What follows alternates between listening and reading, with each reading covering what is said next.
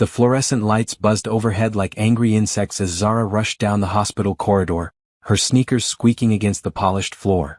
Room 314, room 314, she repeated in her mind, clutching the wilted daisy she'd bought from the gift shop.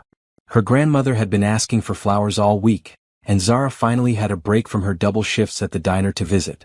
She pushed open the door marked 314 and stepped inside, already forming an apology for being late. But the words died in her throat. This wasn't her grandmother's room.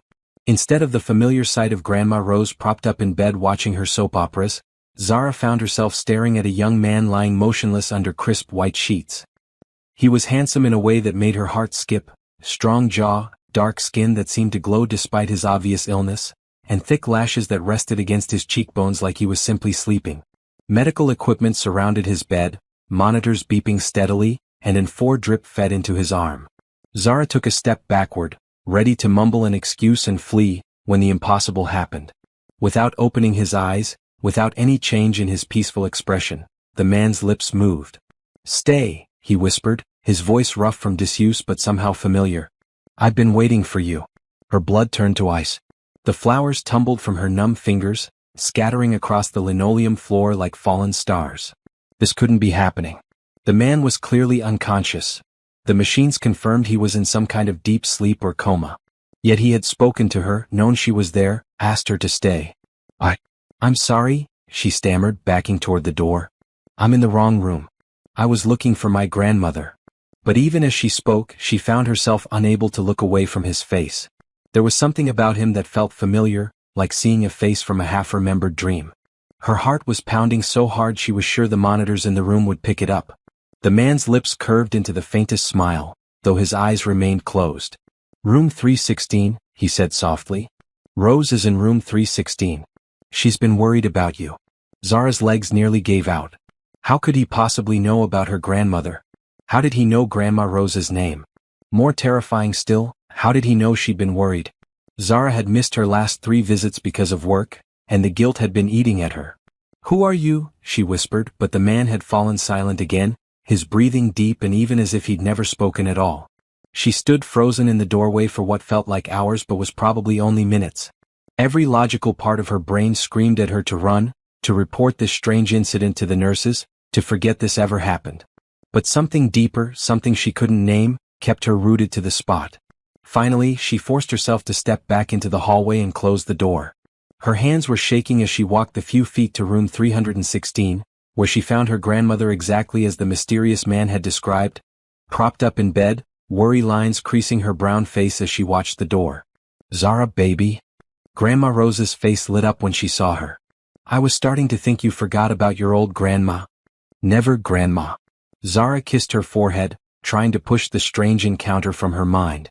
But as she settled into the visitor's chair and listened to her grandmother chatter about the hospital food and her difficult roommate, her thoughts kept drifting back to room 314. How had he known her grandmother's name? How had he known she was worried? And why, despite the fear still coursing through her veins, did she feel an overwhelming urge to go back to him? "You seem distracted, honey," Grandma Rose observed, her sharp eyes studying Zara's face. "Everything all right at work?" "Everything's fine," Zara lied, forcing a smile. "Just tired from pulling double shifts."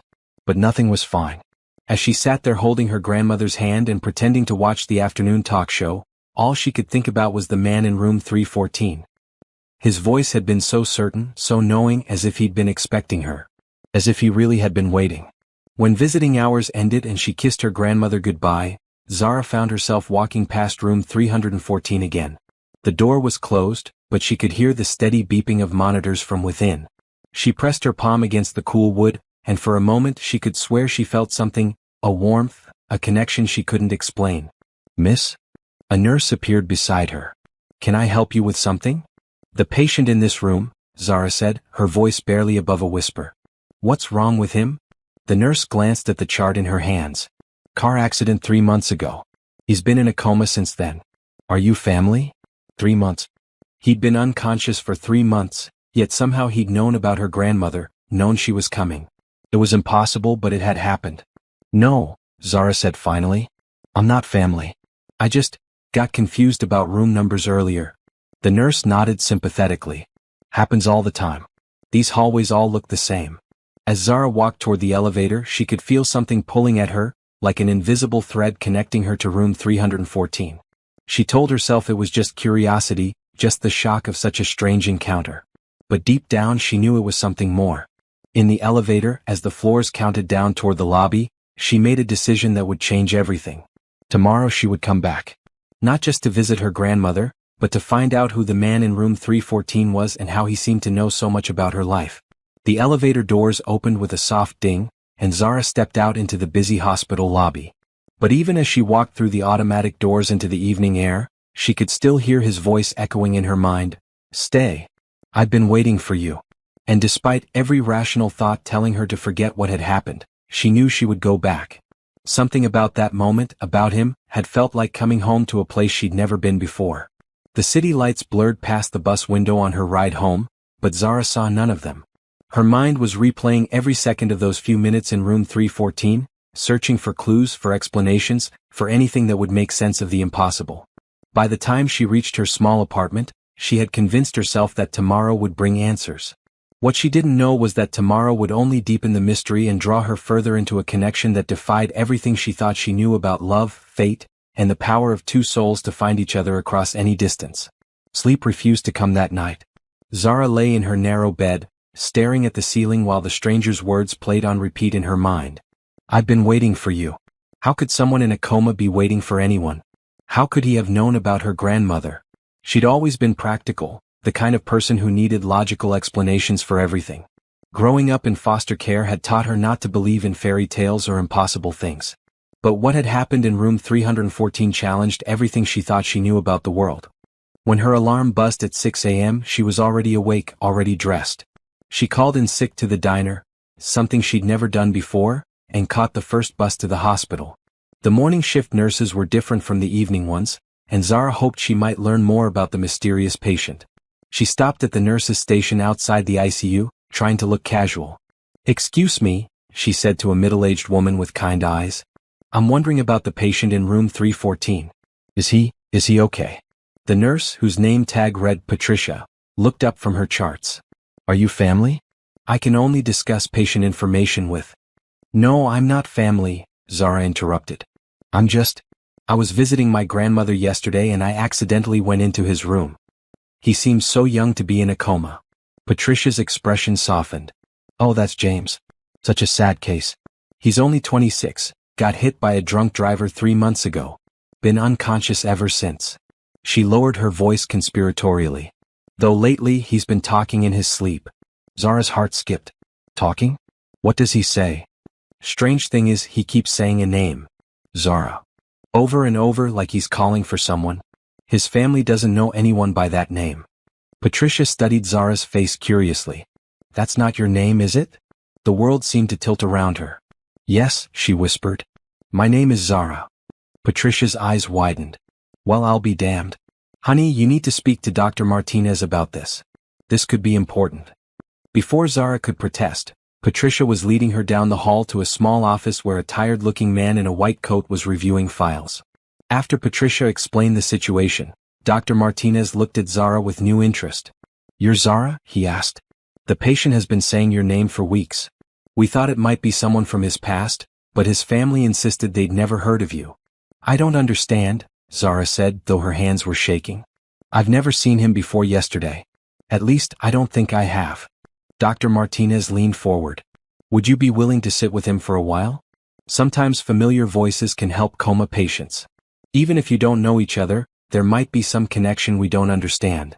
An hour later, Zara found herself back in room 314, this time as an invited guest rather than an accidental intruder.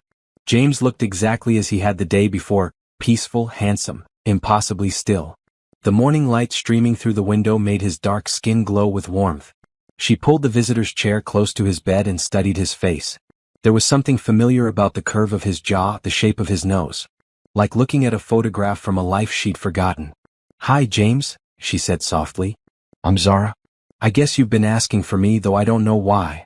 For several minutes nothing happened. The monitors beeped steadily, and James's chest rose and fell in the rhythm of deep sleep. Zara began to feel foolish. Maybe Patricia had been wrong. Maybe the name he'd been saying wasn't Zara at all.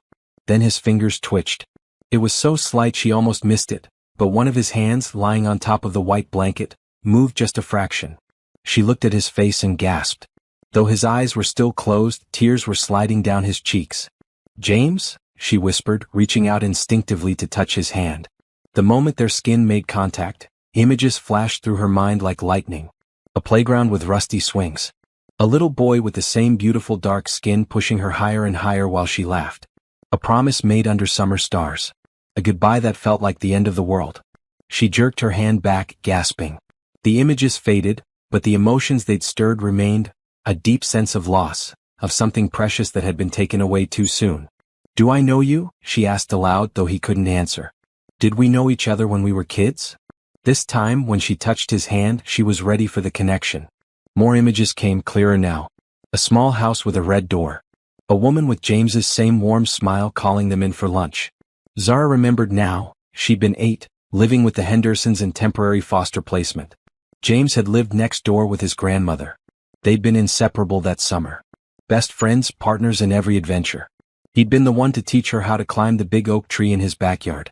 She'd been the one to show him how to catch fireflies in mason jars. They'd promised they would always be friends no matter what. But foster care didn't allow for promises like that. At the end of August, Zara had been moved to a new family across town.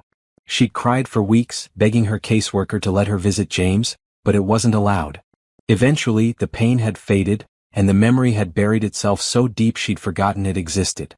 Until now. "Jimmy," she whispered, using his childhood nickname. "Oh my God, it's really you." His eyes fluttered open. For a moment they just stared at each other. His eyes were the same warm brown she remembered, though deeper now, older.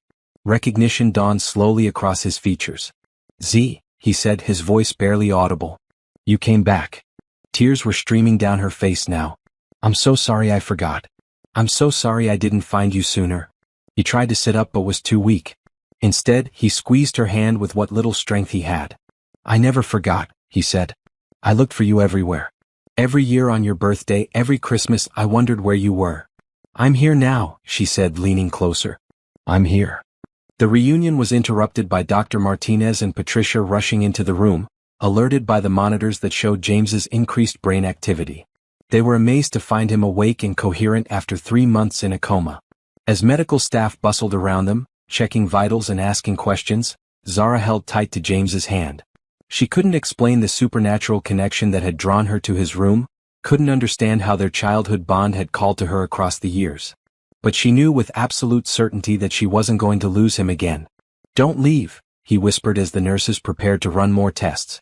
"Never," she promised. "I'll be right here when you get back."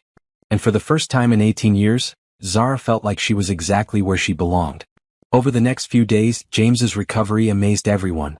Dr. Martinez called it miraculous. Patients didn't usually wake up from 3-month comas and immediately start improving. But James seemed to gain strength every hour, as if Zara's presence was the medicine he'd been missing. She barely left his side, calling in sick to work and sleeping in the uncomfortable hospital chair. Her supervisor at the diner wasn't happy, but Zara couldn't bring herself to care. She'd spent 18 years not knowing that half of her heart was missing. Now that she'd found it again, she wasn't going anywhere. "Tell me about your dreams," she said on the 3rd day, when James was strong enough to sit up and eat solid food. "The nurses said you were calling my name. Do you remember dreaming about me?" James set down his cup of pudding and looked at her seriously. "Every night," he said. "For 3 months I dreamed about you. But they weren't memories of when we were kids. They were dreams of now, of you as an adult. I saw you at the diner where you work, saw your apartment with the broken window latch, saw you visiting someone in the hospital." Zara's breath caught. "That's impossible. How could you dream about things you'd never seen?" "I don't know," he admitted. "But I knew what you looked like before I opened my eyes. I knew you'd grown up beautiful, knew you still bite your lip when you're nervous." He reached out to touch her face. "In my dreams you were searching for something, always searching. I wanted to tell you I was here, that you could stop looking." She leaned into his touch, marveling at how right it felt. "I was searching," she said quietly. "I just didn't know what for. I felt incomplete my whole life, like something was missing. I thought it was just because of bouncing around foster homes, never having a real family." "You have a family," James said firmly. "You have me.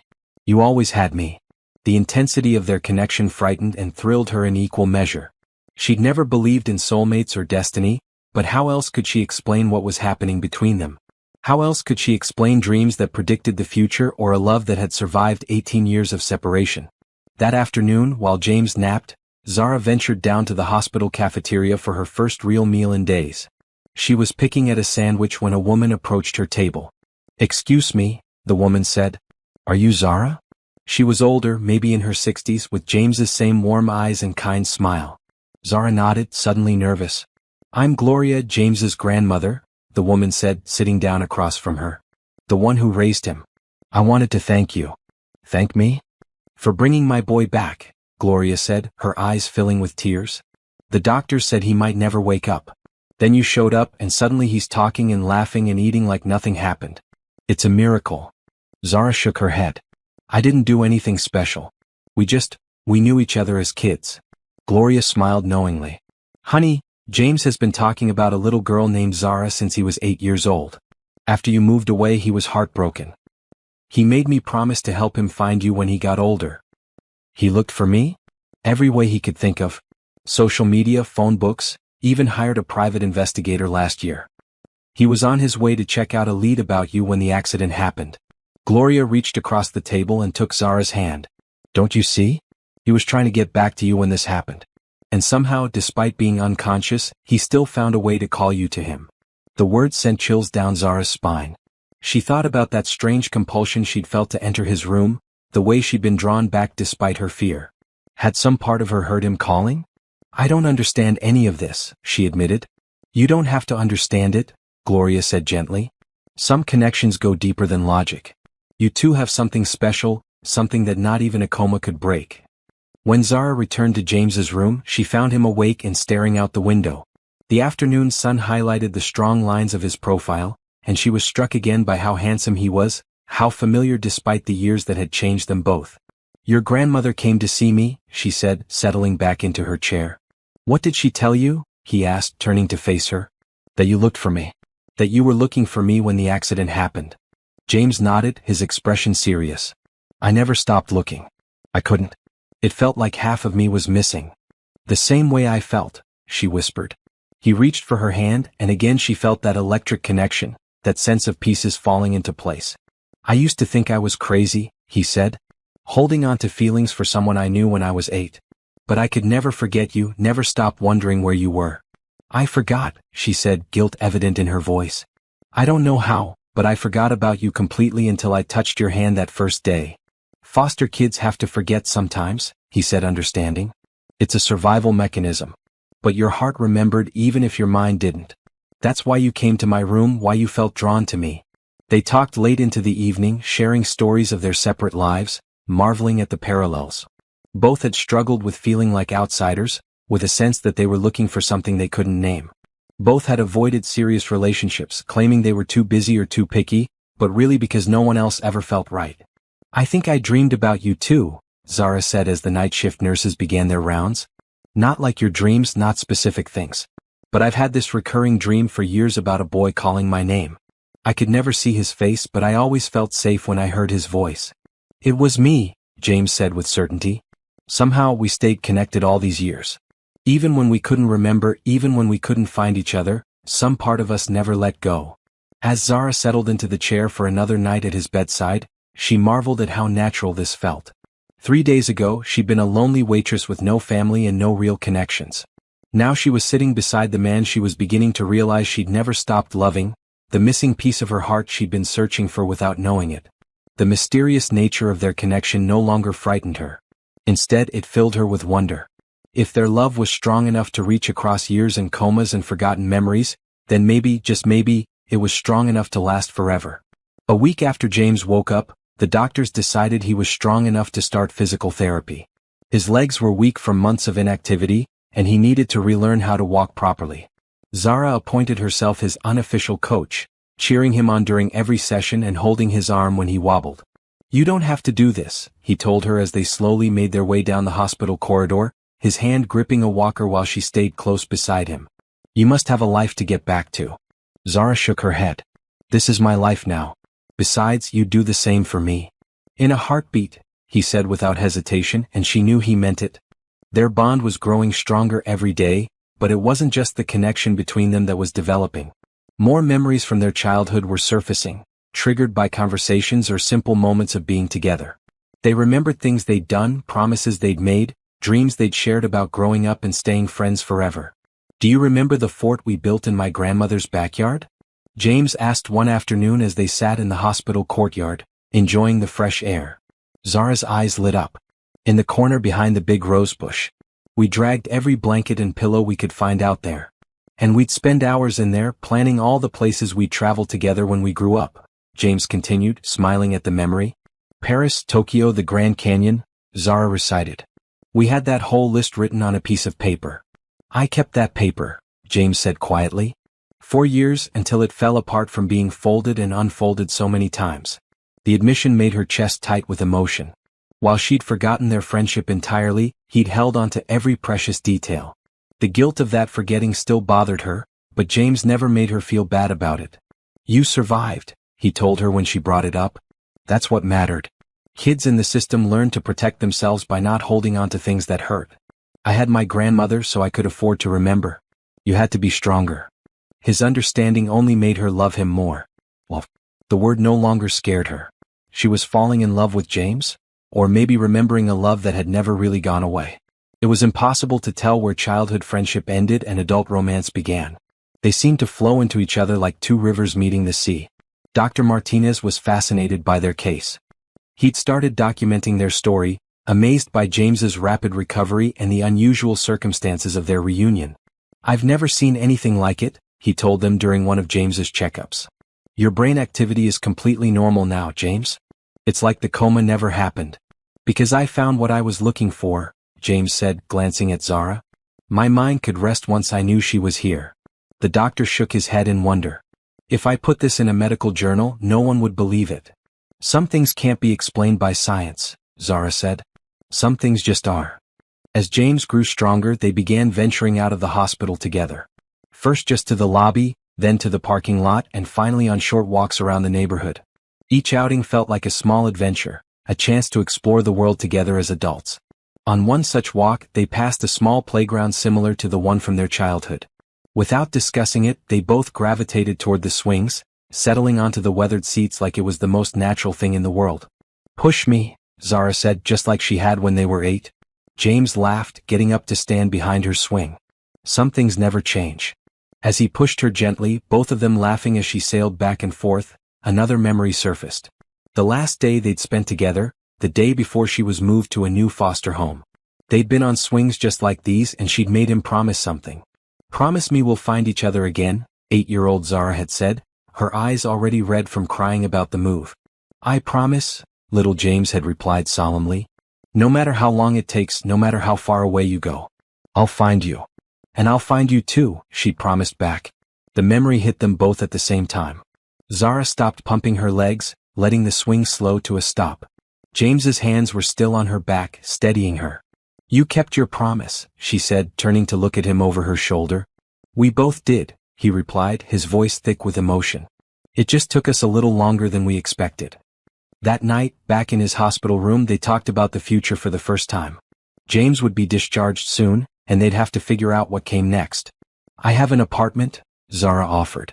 "It's small, but you could stay with me while you get back on your feet." "Are you sure?" he asked.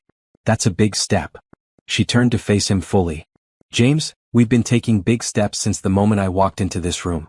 Moving in together feels like the most natural thing in the world." He reached for her hands, intertwining their fingers. "I love you," he said simply. "I know it's fast, I know it seems crazy, but I love you.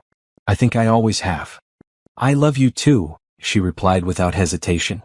"Whatever this is between us, however it happened, I love you." When she leaned down to kiss him, it felt like coming home and setting off on an adventure all at the same time. The kiss was soft and sweet, full of promise and possibility. When they broke apart, both were smiling. "So we're really doing this?" James asked. "Starting a life together?" "We already started," Zara pointed out. 18 years ago on a playground. This is just the continuation." As she settled into the chair for another night at his bedside, Zara marveled at how much her life had changed in just 1 week. She'd gone from being alone in the world to having someone who loved her completely, someone who'd waited for her across years and impossible circumstances. Tomorrow they would start the process of building a life together. But tonight she was content to sit beside him, holding his hand and listening to him breathe, knowing that whatever challenges lay ahead, they would face them together. After all, they'd already proven that their connection was stronger than time, stronger than memory, stronger than anything the world could throw at them. What was a future compared to that? James was discharged from the hospital on a sunny Thursday morning, exactly 2 weeks after Zara had stumbled into his room. As they signed the final paperwork, Dr. Martinez pulled them aside. "I want you to know," he said seriously, "that I've been practicing medicine for 20 years, and I've never seen anything like your case. Whatever brought you two together, don't take it for granted." "We won't," Zara promised, squeezing James's hand. Moving James into her small apartment felt surprisingly natural. Her place was tiny, just a studio with a kitchenette and a Murphy bed, but somehow there was room for both of them. James insisted on taking the couch, despite Zara's protests, claiming he was used to sleeping in uncomfortable places after his hospital stay. "Besides," he said with a grin, "I spent 3 months dreaming about this apartment. I feel like I already live here." It was true. James knew where everything was without being told, could navigate her space in the dark, even knew which cabinet door stuck and needed to be lifted slightly to open properly. His dream knowledge of her life was both comforting and unsettling. On their third day together, as they were sharing breakfast and planning James's first physical therapy appointment at an outpatient clinic, Zara brought up the question that had been nagging at her. "I need to understand how this happened," she said, setting down her coffee cup. "The dreams, the connection, finding each other after all these years. There has to be an explanation." James nodded thoughtfully. "I've been wondering the same thing. What if we tried to research it? Look into stories of other people who've had similar experiences." They spent the morning at the public library, searching through books about unexplained phenomena, psychic connections, and twin flames. While they found plenty of theories, nothing quite matched their specific situation. "Look at this," Zara said, pointing to a passage in a book about consciousness studies. "It talks about how strong emotional bonds can create lasting connections between people, sometimes manifesting as shared dreams or intuitive knowledge." "That makes sense," James agreed. "Our bond as children was incredibly strong. Maybe when you forgot about me consciously, the connection just went deeper into our subconscious minds." They were interrupted by a librarian, an elderly woman with silver hair and kind eyes who'd been watching them research. "Excuse me," she said gently. "I couldn't help but overhear your conversation. Are you two looking into psychic connections?" Zara and James exchanged glances. "Something like that," Zara said carefully. The librarian smiled. "I'm Margaret, and I've been studying unexplained phenomena for 40 years. Your situation sounds like what some people call a soul bond, a connection so deep it transcends physical separation." She sat down at their table uninvited, but neither of them minded. There was something grandmotherly and trustworthy about her. "Soul bonds are rare," Margaret continued, "but they do exist. Usually formed in childhood during times of intense emotional connection, they can lie dormant for years until circumstances bring the bonded individuals back together." "You really believe in this stuff?" James asked. "Honey, I've seen too much to be a skeptic," Margaret replied. "Tell me, did one of you call out to the other somehow? During a time of crisis or need?" Zara and James looked at each other in amazement. "James was in a coma," Zara said slowly. "For 3 months he was unconscious but calling my name. And I felt compelled to enter his hospital room even though I was scared." Margaret nodded knowingly. Classic soul bond behavior.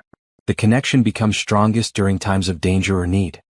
His spirit was calling out to yours, and despite your conscious mind forgetting him, your soul remembered and responded. She recommended several books and articles, giving them a list of resources to explore. As they walked home that afternoon, arms loaded with research materials, both felt a sense of relief. "It's not just us," James said. "Other people have experienced things like this." "It makes it feel less crazy," Zara agreed. "More like we're part of something bigger than ourselves." That evening they curled up together on the couch, reading through the materials Margaret had suggested. Story after story of people finding each other against impossible odds, of connections that survived years of separation, of love that transcended the physical world. "Listen to this," Zara said, reading from one of the books. "A woman in Oregon dreamed about a man for 10 years before meeting him at a conference. They recognized each other immediately and are now married with 3 children. And this one," James added, pointing to another passage. Twin brothers separated at birth who both became firefighters in different states, both married women named Sarah, and both had sons they named Michael. They found each other at age 35. The more they read, the more their own story seemed to fit a pattern. Soul bonds, twin flames, destined connections, different names for the same phenomenon. Love that was bigger than logic, connections that couldn't be broken by time or distance. "I want to try something," James said as they were getting ready for bed. "Tonight, let's see if we can dream together intentionally." Zara raised an eyebrow. "Is that possible?" According to this book, people with strong connections can sometimes share dreams if they focus on each other before sleeping. "We were already doing it accidentally, maybe we can do it on purpose." They decided to try it. James settled on the couch while Zara took the bed, but they held hands across the small space between them until their arms got tired. Before letting go, they agreed to focus on meeting each other in their dreams. "Think about our childhood fort," James suggested. "If we can meet anywhere, let's meet there." Zara nodded, closing her eyes and picturing the blanket fort in Gloria's backyard, the way the filtered sunlight had made patterns on the sheets, the way it had felt like their own private world. The dream came easily. Zara found herself 8 years old again, crawling through the entrance of their fort. James was already there, also his child self, grinning widely as she settled beside him. "It worked," Dream James said excitedly. "We're really here together." "This is incredible," Dream Zara replied, looking around at their perfect recreation of the fort. Every detail was exactly as she remembered. The old quilt Gloria had let them use, the flashlight they'd borrowed from the kitchen drawer, even the comic books they'd read together. "I have something to show you," Dream James said, pulling out a folded piece of paper. It was their old list of places they wanted to visit together, written in their childish handwriting. "We can still do all of this," he said seriously. "We can go everywhere we planned." "Promise?" Dream Zara asked. "Promise," he replied, just like he had 18 years ago. They spent what felt like hours in the dream fort, talking and laughing and making new plans. When Zara woke up, she found James already awake, smiling at her from the couch. "Did you?" she started to ask. "The fort," he confirmed. "With the list and everything." "This is really happening," she said in wonder. "We can actually share dreams now." "We probably always could," James said. "We just needed to remember how." As they made breakfast together, moving around each other in the tiny kitchen with an ease that spoke of years of practice rather than days, Zara felt a deep contentment settle over her. The mystery of their connection was becoming clearer, but more than that, she was beginning to understand what it meant for their future. They weren't just two people who had found each other again. They were two halves of something bigger, two souls that had been meant to journey through life together. The 18 years of separation hadn't been lost time. They'd been preparation, helping them become the people they needed to be to love each other properly. "I quit my job at the diner yesterday," she announced as they sat down to eat. James looked surprised. "Why?" "I can get work as soon as I'm cleared by the doctor." "You don't have to." "It's not about money," she interrupted. "I've been thinking about what I really want to do with my life. I've been drifting for so long just surviving. But now I have a reason to actually live." "What do you want to do?" "I want to help people," she said, her voice growing stronger with conviction. "People like us who've lost their connections and need help finding them again." Margaret mentioned that she volunteers with a group that researches unexplained phenomena. "I want to get involved." James's face lit up. "That's perfect. And I've been thinking about changing careers too. Maybe something in counseling or therapy. Helping people recover from trauma." "We could do it together," Zara said excitedly. "Build a life around helping others while we figure out our own connection." "Partners in everything," James agreed, reaching across the table to take her hand. As their fingers intertwined, Zara felt that familiar electric connection, but this time it came with a new understanding. This wasn't just about them finding each other, it was about them finding their purpose together. Their impossible love story was meant to be shared, meant to give hope to others who were searching for their own missing pieces. The future stretched out before them, full of possibilities they'd never dared to dream. And for the first time in her life, Zara wasn't afraid of what tomorrow might bring. Whatever came next, they would face it together, just as they'd promised each other so many years ago. Their search for truth had led them to something bigger than explanations or theories. It had led them to understanding that some connections are too powerful to be broken, too important to be lost, and too precious to be taken for granted. As they planned their first steps toward their new life together, both knew that this was just the beginning of their real story. The part where they stopped just surviving and started truly living.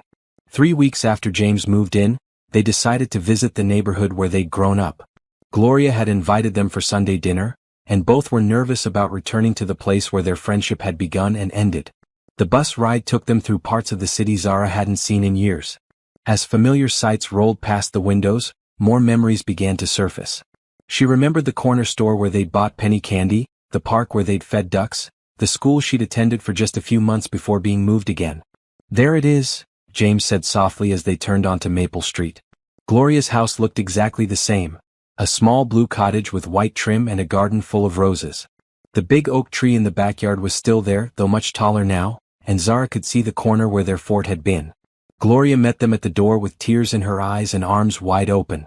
She hugged Zara like a long-lost granddaughter, holding her tight and whispering, "Welcome home, baby girl." "I'm so sorry I never came to see you," Zara said, guilt evident in her voice. "I should have tried to find you both years ago."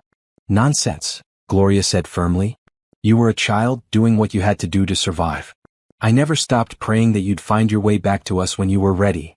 The house smelled like Sunday dinner, roast chicken, cornbread, and green beans cooked with ham. It was a smell Zara hadn't experienced since childhood, and it brought back a flood of memories of the summer she'd spent eating meals at this very table. "Show her the room," Gloria suggested to James as she bustled around the kitchen. James led Zara down a short hallway to a small bedroom that had clearly been his as a child. Sports posters covered the walls, and a desk sat under the window overlooking the backyard. But what made Zara gasp was the bulletin board above the desk. It was covered with pictures and mementos from their childhood summer together. Photos of them on the swings, building the fort, catching fireflies. Drawings they'd made for each other. Even a pressed flower from Gloria's garden that Zara had given him on her last day. "You kept all of this?" she whispered, touching a photo of them grinning at the camera, gap-toothed and grass-stained. "Every single thing," James confirmed. "Grandmother thought I was obsessed, but I couldn't bear to throw any of it away."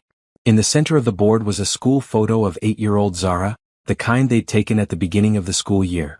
She was wearing a yellow dress she'd forgotten she owned, her hair in pigtails, smiling shyly at the camera. "How did you get this?" she asked. "You gave it to me," James said. "Right before you left. You said you wanted me to remember what you looked like."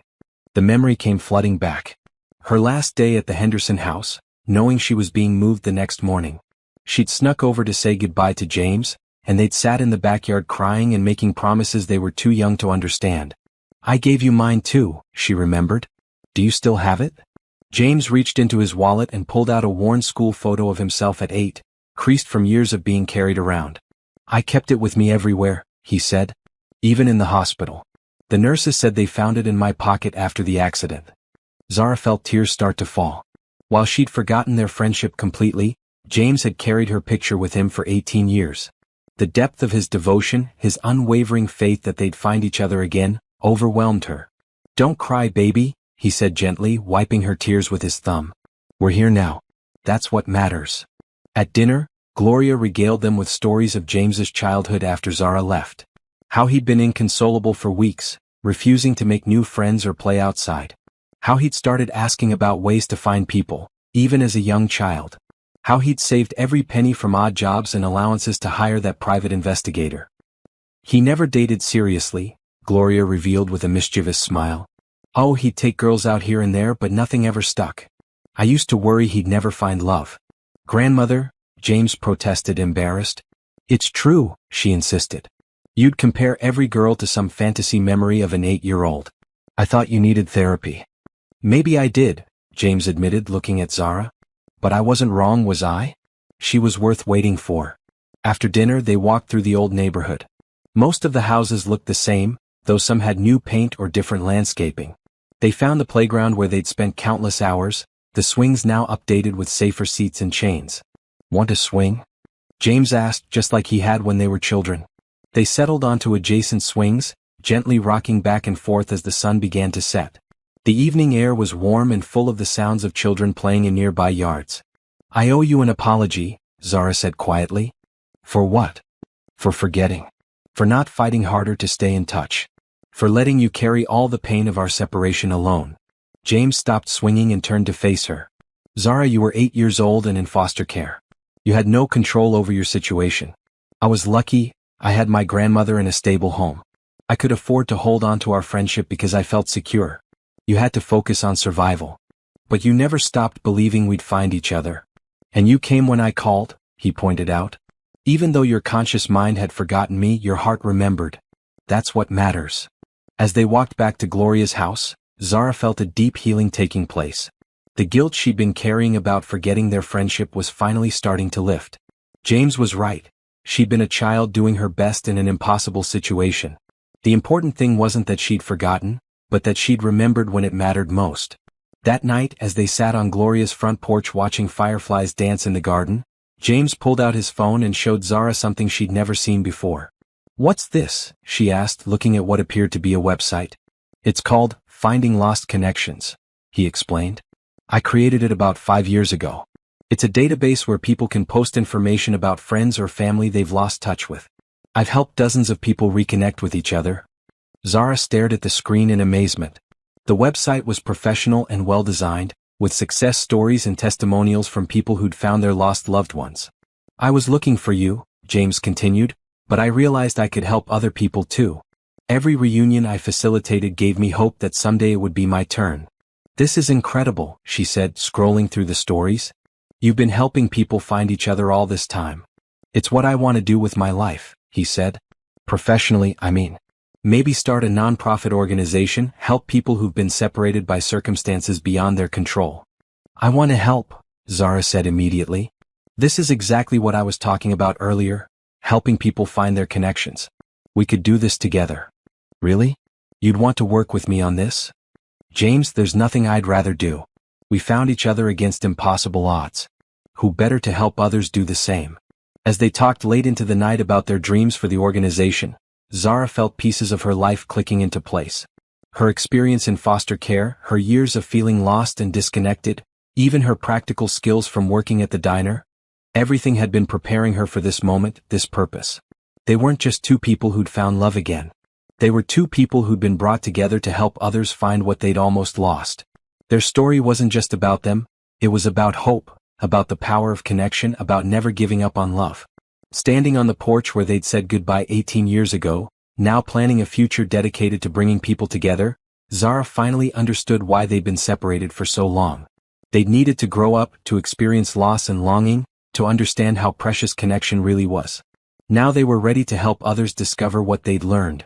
That true connection never really dies, it just waits for the right moment to bloom again. The weeks that followed their visit to Gloria's house were filled with planning and dreaming. James's physical therapy was going well. He was walking without assistance now and getting stronger every day. More importantly, they were building something beautiful together, both in their relationship and in their shared mission. They spent their days working on expanding James's website, researching nonprofit law, and developing a business plan for their organization. Zara discovered she had a talent for writing. Her posts about their own story brought dozens of new users to the site, people desperate to find their own lost connections. "Look at this," she said one morning, showing James an email on her laptop. "A woman in Texas found her sister after 30 years, just from the post I wrote about childhood separations." James read over her shoulder, his arms wrapped around her from behind. This had become their natural position. Working together, touching somehow, as if they needed the physical connection to function properly. "You're amazing at this," he said, pressing a kiss to the top of her head. "You have a gift for making people feel understood."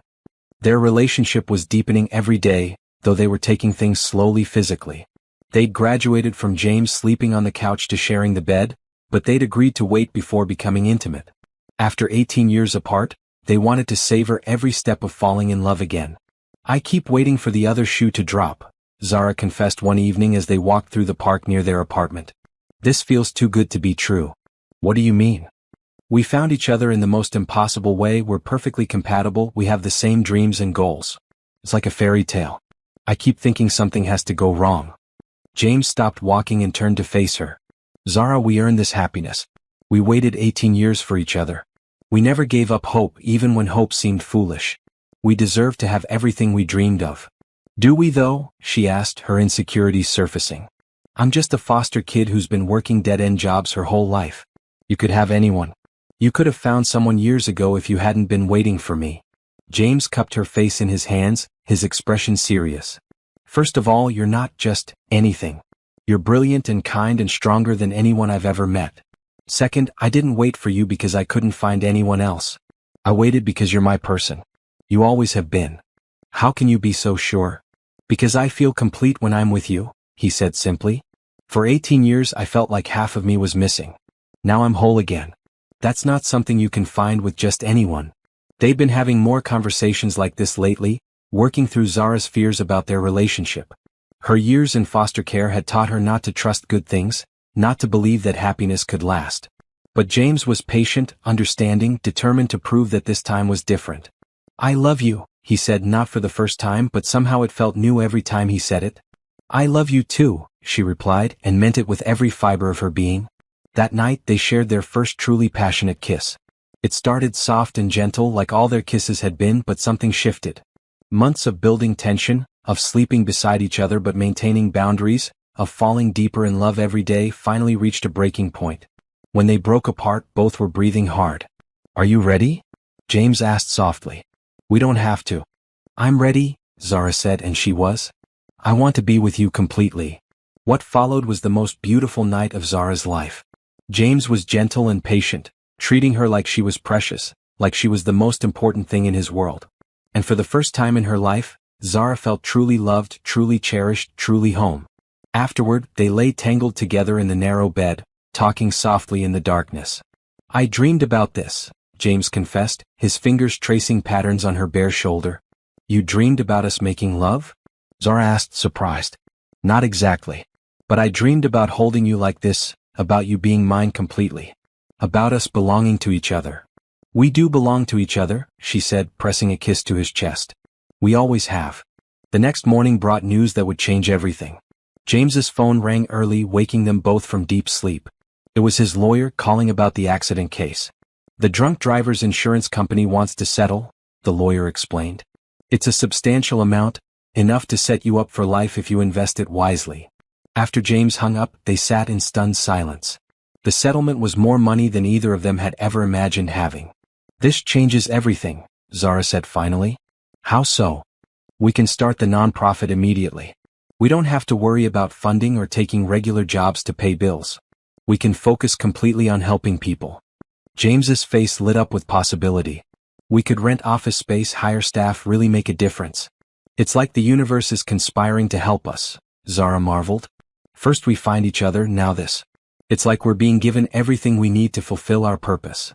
They spent the day making plans, their excitement growing with each idea. They would call their organization Found Again, a name that represented both their own story and their mission to help others reconnect. I want to tell our story publicly, Zara said suddenly. I want to write a book about what happened to us, about soul connections and never giving up on love. It could help people understand that these impossible things really do happen. Are you sure? James asked. That's putting our private life out there for everyone to see. I think that's exactly what we're supposed to do, she said with growing conviction. Our story isn't just ours anymore. It belongs to everyone who's ever lost someone they loved, everyone who's ever felt incomplete, everyone who's ever hoped for a miracle.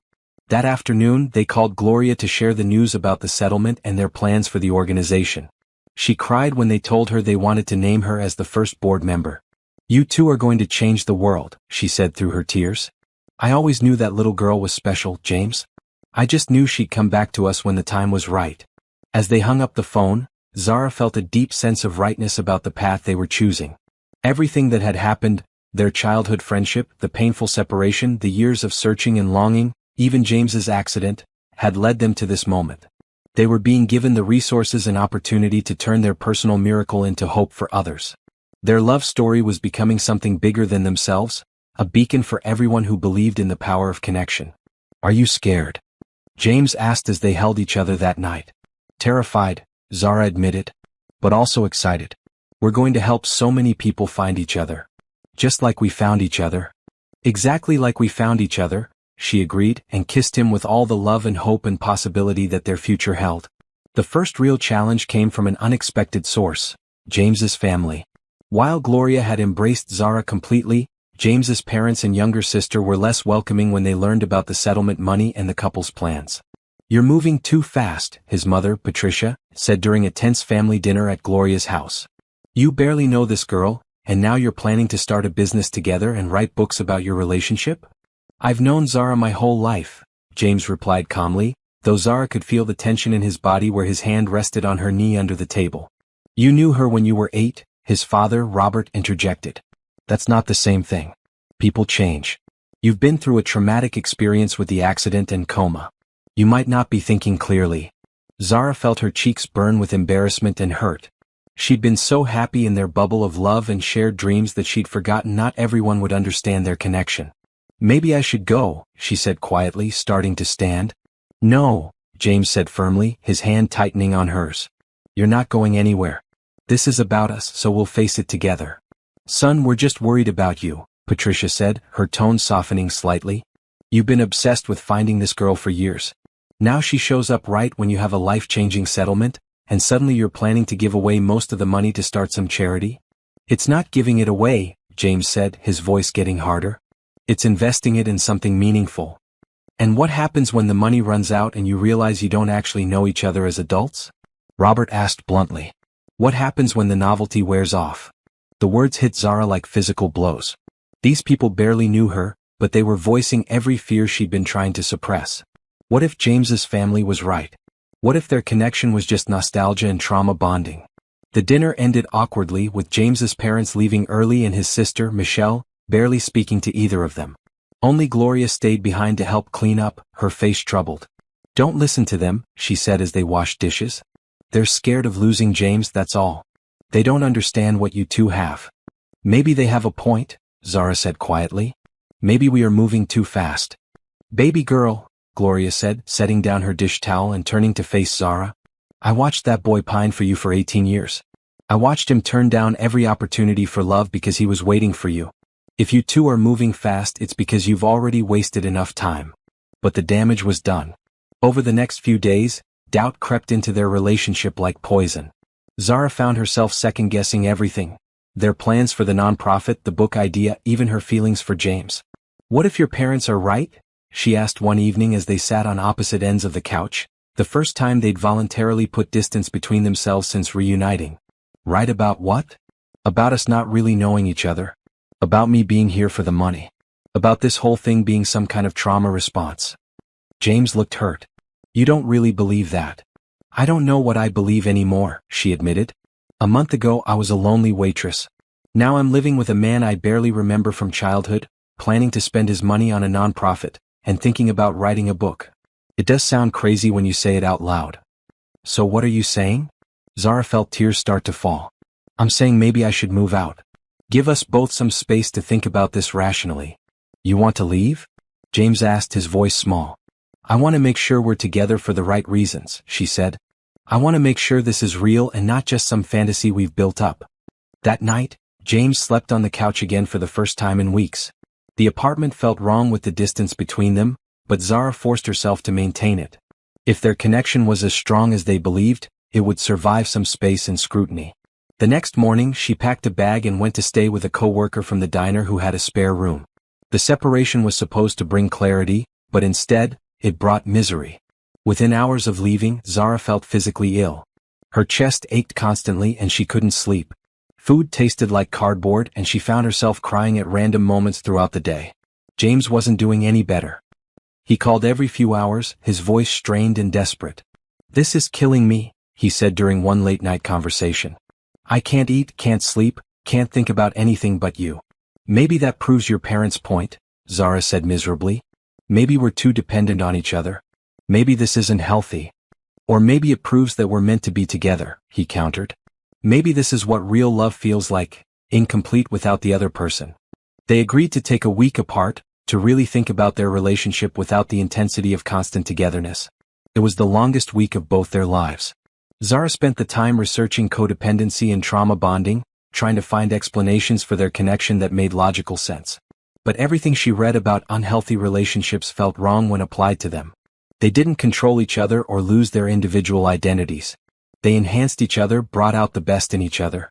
Meanwhile, James used the time to visit Dr. Martinez and a therapist, seeking professional opinions about his mental state and the relationship. Both professionals told him the same thing. His connection with Zara was unusual but not unhealthy, and his certainty about their relationship wasn't a sign of trauma but of genuine compatibility.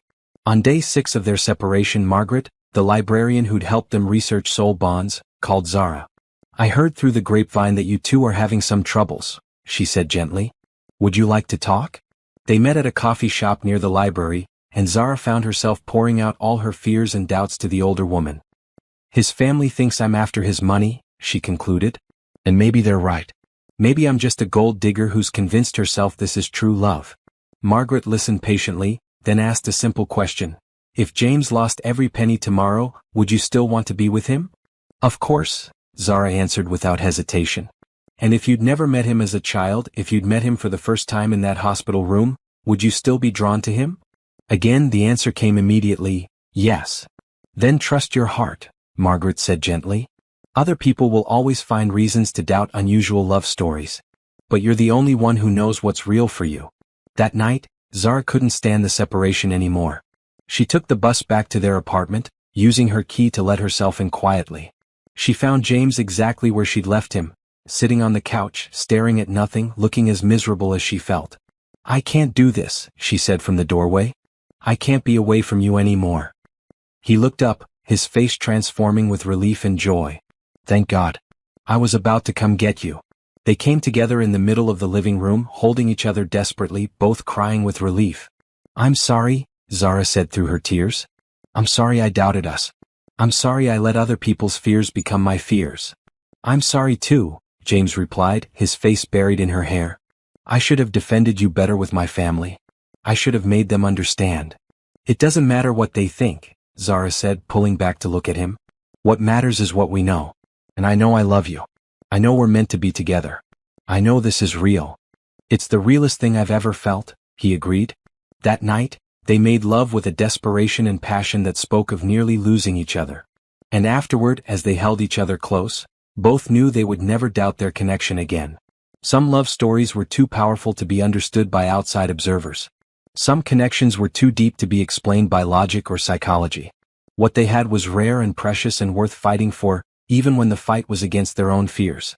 They would still face challenges from James's family and from a world that didn't understand their bond. But they would face them together, secure in the knowledge that what they'd found was worth any amount of doubt or criticism. Their love had survived 18 years of separation and 3 months of coma. It could certainly survive a few skeptical relatives and their own temporary insecurities. 2 months after their brief separation, Zara and James were stronger than ever. They'd moved into a larger apartment together and had started the legal process of establishing their nonprofit. The Found Again organization was becoming a reality, with Gloria as board chair and several other volunteers joining their cause. They were also working on Zara's book about their story. She wrote in the mornings while James handled the administrative side of the nonprofit, and their afternoons were spent together, editing and planning. The writing process had brought them even closer, as Zara interviewed James about his years of searching for her. It was during one of these interviews that they discovered something that changed everything they thought they knew about their reunion. "Tell me about the private investigator you hired," Zara said, her laptop open on the kitchen table as she typed up their conversation. "When was that exactly?" "Last year," James said, sipping his coffee. "I'd saved up enough money from my construction job to hire someone professional. Her name was Linda Martinez." Zara's fingers paused over the keyboard. "Martinez? That's Dr. Martinez's last name from the hospital." "Probably a coincidence," James said. "It's a common name." But something was nagging at Zara. She'd been a journalist major for 2 years before dropping out of college, and her investigative instincts were kicking in. "What did this Linda Martinez look like?" she asked. James thought for a moment. Middle-aged Hispanic woman, very professional. She had an office downtown near the courthouse. "James," Zara said slowly, "Dr. Martinez mentioned having a sister who was a private investigator. What if?" She didn't finish the sentence, but they both understood the implication. James immediately called Linda Martinez's office, and after some persuasion she agreed to meet with them that afternoon. Linda Martinez turned out to be exactly what they'd suspected, Dr. Martinez's sister and the private investigator James had hired to find Zara. "I remember your case very well," she told them as they sat in her downtown office. "You were one of the most determined clients I've ever had. You've been looking for this girl for years. Did you find anything?" Zara asked. Linda nodded, pulling out a thick file. "I found several possible matches, but one stood out. A Zara Johnson working at Murphy's Diner, living in a studio apartment on Oak Street. I was planning to contact her when I got the call about your accident. Zara felt the blood drain from her face. You found me? Before the accident? I had your address, your work schedule, everything. I was going to give James the information when he came in for our next appointment. But that appointment was scheduled for the day after his accident. James looked stunned.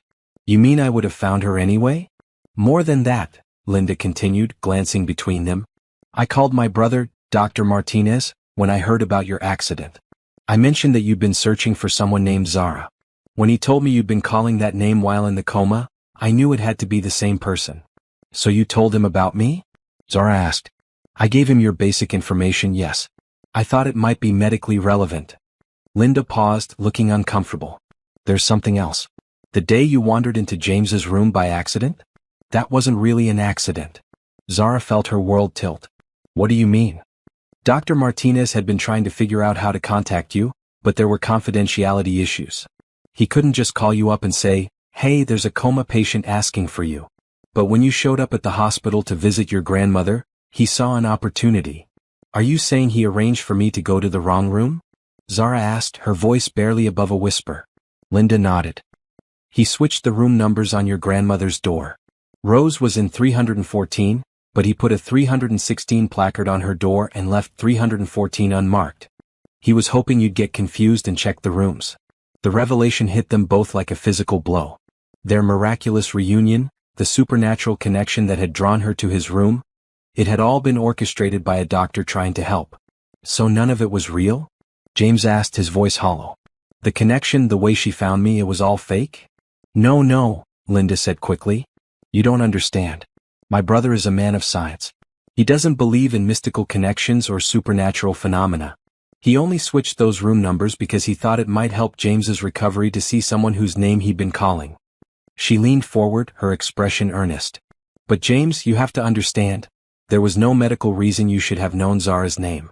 No reason you should have been calling for her while unconscious. My brother was as shocked as anyone when you woke up and actually knew her. And Zara, Linda continued, there was no reason you should have felt compelled to enter that room even with the wrong number. Dr. Martinez told me you stood there for several minutes before going in, like something was drawing you. That wasn't his doing. Zara felt tears starting to fall. But it wasn't a miracle. It wasn't fate or soul connections or any of the things we believed. Wasn't it? Linda asked gently. Think about the timing. James hired me to find you. I found you just days before his accident. He was on his way to me when the drunk driver hit him. If he hadn't been coming to my office that day, he might never have been on that particular road at that particular time. James and Zara looked at each other, processing this information. And there's something else, Linda said, pulling out another document. The drunk driver who hit James? His name was Kevin Murphy. Murphy, Zara repeated. Like Murphy's Diner where I work. The same family. Kevin Murphy is the owner's son. James was hit by someone connected to your workplace, which put him in the hospital where your grandmother was staying, which led to you being there the day Dr. Martinez decided to help fate along. The web of connections was staggering. James searching for Zara, being hit by someone connected to her job, ending up in the same hospital as her grandmother, calling her name while unconscious. All of it had to happen exactly as it did for them to find each other. Dr. Martinez only gave fate a tiny push, Linda concluded. Everything else, the dreams, the connection, the fact that you responded to his call even while unconscious, that was all real. They sat in stunned silence for several minutes, absorbing the implications of what they'd learned. I need to talk to Dr. Martinez, James said finally. An hour later, they were sitting in the doctor's office, listening to his side of the story. I want you to know, Dr. Martinez said, that in 30 years of medicine I've never done anything like that before. But something about your case was different, James. The way you called her name, the brain activity we saw when you said it, it was like your mind was actively searching for her. So you decided to help, Zara said. I decided to give science a chance to explain what seemed unexplainable, he corrected. I thought if I could bring you two together and it turned out to be nothing, then we'd know the name calling was just random neural activity. But if there really was a connection, then you'd have proven something extraordinary, James finished. Dr. Martinez nodded. I've been documenting your case from the beginning. Your recovery rate, the shared dreams you've reported, the psychological benefits you've both experienced. It's unlike anything in medical literature. Are you saying our connection is real? Zara asked. I'm saying that whether I switched those room numbers or not, something brought you two together that goes beyond normal explanation. I may have given you the opportunity to meet, but I couldn't have created the bond you have. As they walked home that evening, both were quiet, processing everything they'd learned. How do you feel about it? James asked finally. Knowing that our reunion wasn't completely miraculous? Zara thought about it for a long moment. I think it makes it more miraculous, not less, she said. Think about all the things that had to align perfectly. You looking for me at exactly the right time. The accident happening on that specific road. Me being at the hospital that exact day. Dr. Martinez caring enough to take a risk and help us. And you still feeling drawn to my room even with his manipulation, James added. Exactly. He just moved some numbers around. He couldn't have made me feel what I felt when I saw you, couldn't have made you dream about me, couldn't have made us fall in love. They reached their apartment building and climbed the stairs hand in hand. I think, Zara said as they unlocked their door, that this proves our connection is real, not fake. We found each other because we were meant to find each other. Dr. Martinez was just the universe's way of giving us a little help. You really believe that? I believe that true love finds a way, she said, turning to face him in their living room. I believe that some connections are so strong they'll use whatever means necessary to reunite people. Maybe Dr. Martinez thought he was just conducting an experiment, but really he was an instrument of fate. James pulled her into his arms, holding her tight. I love you, he said. However we found each other, wherever we go from here, I love you. I love you too, she replied. And now I have an even better ending for our book. That night, as they lay in bed talking about their strange and wonderful love story, both felt a deep peace settle over them. The truth about their reunion didn't diminish their connection. It proved how powerful it really was. Love had moved people and circumstances and even manipulated a skeptical doctor into helping them find each other. Some might call it coincidence. Others might call it fate. But Zara and James knew what it really was. The unstoppable force of two souls determined to be together, no matter what obstacles stood in their way. Their story was about to get even better. 6 months later, Zara stood in the bathroom of their new apartment, staring at a pregnancy test with shaking hands. 2 pink lines stared back at her, confirming what she'd suspected for the past week. She was pregnant. The timing was perfect and terrifying all at once. The Found Again nonprofit was thriving, helping dozens of people reconnect with lost loved ones every month. Zara's book about their story was nearly finished and already generating interest from publishers. James had fully recovered from his accident and was happier than she'd ever seen him. And now they were going to be parents. Zara? James called from the bedroom. You okay in there? She took a deep breath, picked up the test, and walked out to face him. He took one look at her face and the plastic stick in her hand, and his expression shifted from concern to wonder to pure joy. Really? He asked, his voice barely a whisper. Really? She confirmed, tears streaming down her face. James crossed the room in 2 steps and swept her into his arms, spinning her around while both of them laughed and cried at the same time. We're having a baby, he said, setting her down gently and cupping her face in his hands. Are you happy? She asked, suddenly nervous. They'd talked about children but always as something for the future, not the immediate present. Happy? James laughed. Zara, I'm beyond happy. I'm terrified and thrilled and completely overwhelmed. We're going to be parents. That evening they called Gloria with the news. Her shriek of joy was so loud they had to hold the phone away from their ears. I'm going to be a great-grandmother, she exclaimed. Oh honey, this is the best news I've ever gotten. That baby is going to be so loved. We want you to be the godmother, Zara said. If you'll have us. If I'll have you? Gloria laughed through her tears. Baby girl, I've been waiting for this moment since the day you two found each other again. The next few months passed in a blur of doctor's appointments, baby shopping, and preparation. James was the most attentive, expectant father Zara could have imagined, reading every pregnancy book he could find and talking to her belly every night. Tell the baby about when we were kids, Zara would say as they lay in bed, his hand resting on her growing stomach. Once upon a time, James would begin, there was a little boy and a little girl who were best friends. They promised they would always find each other no matter what. And even when the world tried to keep them apart, even when they forgot each other for a while, their love was so strong that it brought them back together. And then what happened? Zara would prompt, even though she knew the story by heart. Then they fell in love all over again, James would continue, pressing a kiss to her belly. And they lived happily ever after, with their beautiful baby who was the perfect combination of both of them. Zara's book, titled Found Again, A Love Story That Defied Time, was published when she was 7 months pregnant. The response was overwhelming. It became a bestseller almost overnight, with readers sharing their own stories of lost love and impossible reunions. "Look at this," James said one morning, showing her his laptop screen. "Someone in Australia found their birth mother after reading your book. And this woman in Canada reconnected with her childhood sweetheart." "It's working," Zara said in amazement. "Our story is actually helping people." The Found Again nonprofit had expanded too, with offices in 3 cities and a staff of 12 people dedicated to helping separated families and friends reconnect. They'd facilitated over 200 reunions in their first year, each one a reminder of why their work mattered. But the most important reunion was still to come. James proposed on a Tuesday evening in March, 8 months into Zara's pregnancy. There was nothing elaborate about it. They were sitting on their couch, sharing a pint of ice cream while watching a romantic comedy, when he suddenly got down on one knee. "Zara Johnson," he said, pulling out a simple but beautiful ring, "you've been my best friend, my soulmate, and my partner in everything that matters. Will you marry me?" "Yes," she said through her tears, not even looking at the ring. "Yes, yes, of course, yes." The ring was perfect.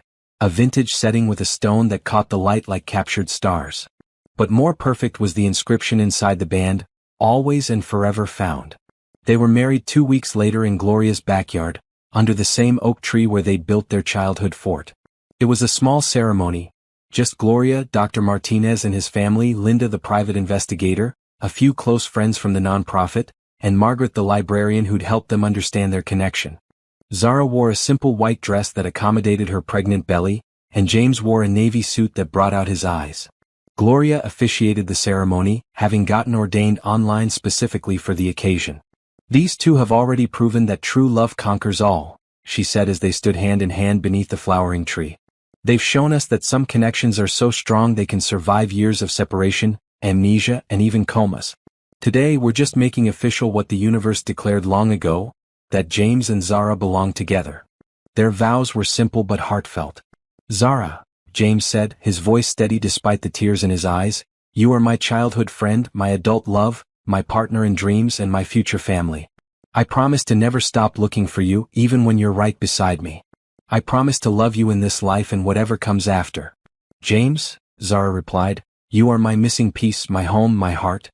I promise to never forget again how precious our connection is. I promise to love you through all the adventures still to come." When they kissed as husband and wife, their baby kicked so hard that everyone could see the movement through Zara's dress. The guests laughed and applauded, and Gloria declared it the baby's blessing on their union. 3 weeks later, Sarah Grace was born on a bright April morning. She had Zara's dark eyes and James's warm smile, and from the moment she entered the world, she was surrounded by more love than any baby could possibly need. "She's perfect," James whispered as he held his daughter for the first time, tears streaming down his face. "She's ours," Zara replied, reaching out to touch the baby's tiny hand. Sarah seemed to recognize her parents' voices immediately, calming whenever they spoke and turning toward them with alert, intelligent eyes. Gloria swore the baby smiled at 2 days old, though the doctor said it was impossible. "This baby knows she's loved," Gloria said, rocking her granddaughter while Zara napped and James handled the steady stream of visitors. "She came into a family that was already complete, already perfect. She's just the beautiful bonus." As Zara recovered from childbirth and they all adjusted to life with a newborn, she often marveled at the journey that had brought them to this point. 2 years ago, she'd been a lonely waitress with no family and no hope for love. Now she was a wife, a mother, a published author, and co-founder of a successful nonprofit. But more than that, she was whole. The missing piece of herself that she'd spent her entire adult life searching for had been found, and it had brought with it more happiness than she'd ever dared to dream. "Do you think she'll have our connection?" James asked one night as they watched their sleeping daughter. "I think she'll have her own kind of magic," Zara replied. "But if she ever loses her way, if she ever feels lost or alone, she'll have us to help her find herself again. And if she's anything like her parents," James added with a smile, "she'll never give up on love, no matter how impossible it seems." On Sarah's first birthday, they threw a party in Gloria's backyard. The guest list had grown to include all the families they'd helped reunite through Found Again, creating a celebration of connections found and love restored. Dr. Martinez was there with his family, still amazed by the case that had challenged everything he thought he knew about medicine and the human heart. Linda the private investigator brought photos of other successful reunions she'd facilitated, inspired by James and Zara's story. Margaret the librarian presented them with a scrapbook she'd compiled of all the letters and emails they'd received from readers of Zara's book, people whose lives had been touched by their story. "You too started something beautiful," she told them as they flipped through pages of gratitude and hope. "You've given people permission to believe in impossible love again." As the party wound down and Sarah napped in her grandmother's arms, Zara and James found themselves back on the swings where it all began. The playground equipment was newer now, but the magic remained the same. "Any regrets?" James asked as they swayed gently back and forth. "Only that it took us so long to find each other again," Zara replied. "But maybe we needed those 18 years apart to become the people we needed to be. To appreciate what we have," James agreed. "To be ready for the responsibility of this much happiness," Zara added. They sat in comfortable silence for a while, watching their family and friends clean up from the party, listening to the sound of Sarah's contented babbling as Gloria talked to her.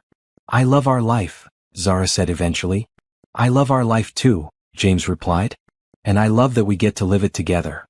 As the sun set over the neighborhood where their story began, James and Zara made a new promise to each other.